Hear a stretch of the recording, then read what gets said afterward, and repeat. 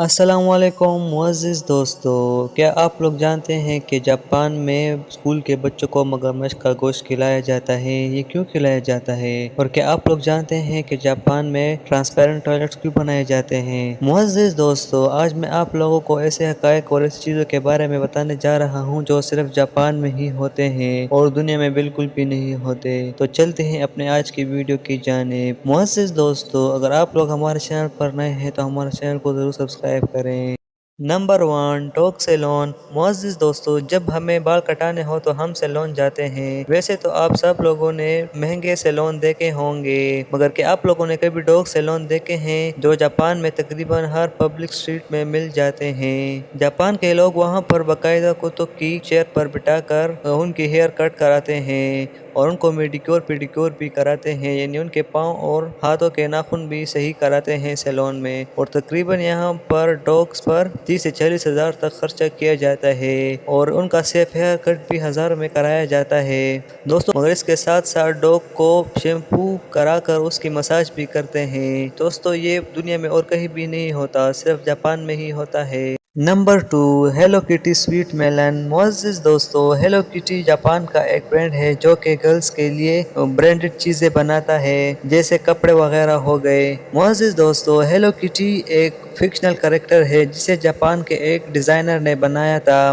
معزز دوستو، آپ لوگوں نے ہیلو کٹی کے بہت سے پروڈکٹس دیکھے ہوں گے، مگر کیا آپ لوگوں نے کبھی ہیلو کٹی کے سویٹ میلن کے بارے میں سنا ہے جو کہ ابھی آپ کو اسکرین پر دکھایا جا رہا ہے؟ معزز دوستو، اسے جاپان کی ایک کمپنی بناتی ہے جو کہ اور میلنز بھی بناتی ہے اور یہ سال میں صرف 400 ہی گرو کرتے ہیں، جسے صرف ہیلو کٹی کے اینیورسری پر ہی سیل کیا جاتا ہے اور جس کی پرائس 16,400 تک ہوتی ہے دوستو۔ یہ واقعی بہت زیادہ امیزنگ ہے اور دوستو، آج تک کوئی بھی یہ نہیں جان سکا کہ اس پر یہ لوگو کیسے آ جاتا ہے یا اس پر یہ لوگو کیسے بناتے ہیں، جو کہ واقعی بہت زیادہ امیزنگ فیکٹ ہے۔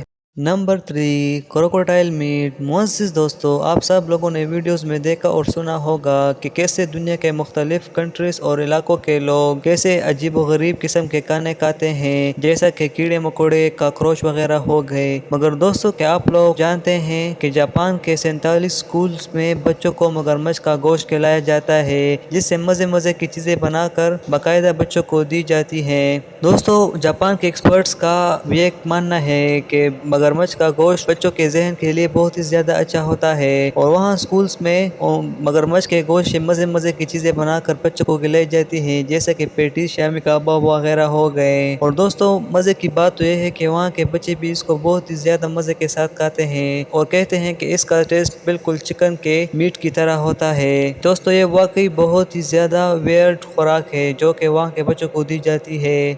Number 4، square apple.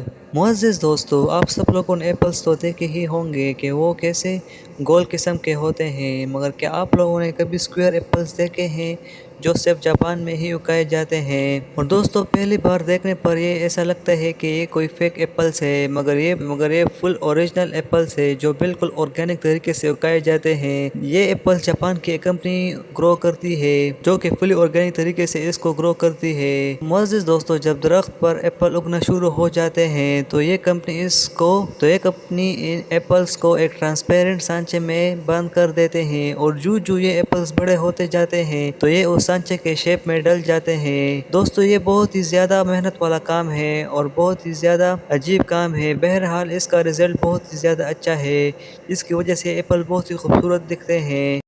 نمبر 4، کٹی signals.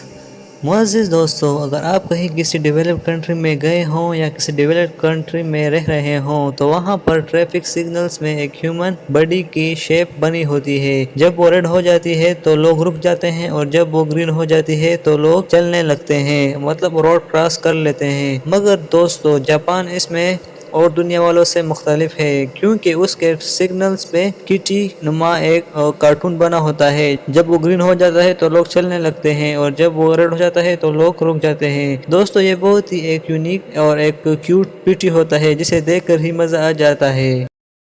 Number 6، rice field painting. معزز دوستو، آپ سب لوگوں نے پینٹنگز تو دیکھی ہی ہوں گی، مگر کیا آپ لوگوں نے کبھی ایسی پینٹنگ دیکھی ہے جو کہ چاولوں کے فصلوں کے اوپر اگائی جاتی ہے؟ جی ہاں دوستو، جاپان میں ایک ایسا گاؤں ہے جہاں پر لوگ چاولوں کی فصل جب پک جاتی ہے تو اس پر مختلف قسم کے پینٹس لگا کر مختلف چیزیں بناتے ہیں، جیسے کہ جانور وغیرہ، اور یہاں تک کہ سیلیبریٹیز کی فوٹوز بھی بناتے ہیں۔ معزز دوستو، آپ سب لوگوں کو حیرانی ہوگی کہ سب سے پہلے یہ کام جاپان کے ایک ریٹائرڈ ٹیچر نے ٹائم پاس کرنے کے لیے کیا تھا، مگر یہ وہاں کے لوگوں کو اتنا اچھا لگا کہ وہ ہر سال یہی کام اپنے چاولوں کی فصلوں کے ساتھ کرنے لگے، اور جب وہاں کی حکومت کو پتہ چلا اور انہوں نے یہ سب کچھ دیکھا تو انہوں نے وہاں پر ایک ٹاور بنا دیا جہاں پر ہر سال ایسا میلہ لگتا ہے کہ ملک بھر کے لوگ وہاں پر جا کر وہ پینٹنگز دیکھتے ہیں۔ معزز دوستو، یہ بہت ہی زیادہ کمال کا ٹیلنٹ ہے۔ Number 7، transparent wash rooms.